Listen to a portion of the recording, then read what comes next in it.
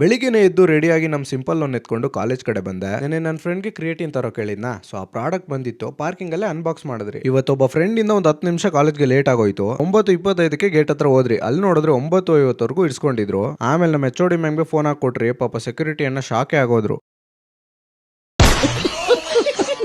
ನನ್ನ ಫ್ರೆಂಡು ಇಷ್ಟೆಲ್ಲ ಕಷ್ಟಪಟ್ಕೊಂಡು ಯಾರನ್ನ ನೋಡೋಕೆ ಬಂದ್ರಿ ಅಂದ್ರು. ಅದಕ್ಕೆ ನಾವು ಗೊತ್ತಲ್ಲ, ಕ್ಲಾಸ್ ಪಾಠ ಕೇಳಕ್ ಬಂದಿರೋದು.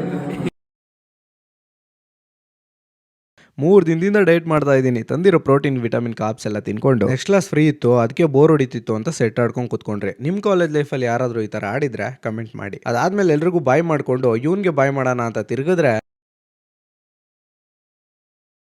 ಏನ್ ಬಿಸ್ಲು ಗುರು, ಜಿಮ್ ಹತ್ರ ಗಾಡಿಲಿ ಹೋಗೋಷ್ಟೊತ್ತಿಗೆ ಸಾಕಾಗೋಯ್ತು. ಅದಾದ್ಮೇಲೆ ಜಿಮ್ಗೆ ಹೋಗಿ ಇವತ್ತು ಬ್ಯಾಕ್ ಮತ್ತೆ ಬೈಸೆಪ್ ಟ್ರೈನ್ ಮಾಡ್ಕೊಂಡು ಬರುವಾಗ ಹಂಗೆ ಒಂದು ಎಳ್ನೀರ್ ಕುಡ್ದೆ. ಅದಾದ್ಮೇಲೆ ತರಕಾರಿ ಅಂಗಡಿ ಹತ್ರ ಹೋಗಿ ಬಾಳೆಹಣ್ಣು ಹಂಗೆ ಸೌತೆಕಾಯಿ ತಗೊಂಡೆ. ಚೇಂಜ್ ಇಸ್ಕೊಂಡಿರ್ಲಿಲ್ಲ, ಪಾಪ ಆವಣ್ಣನೆ ಕೂಗಿ ಕೊಟ್ರು. ತುಂಬಾ ಥ್ಯಾಂಕ್ ಯು ಸೋ ಮಚ್.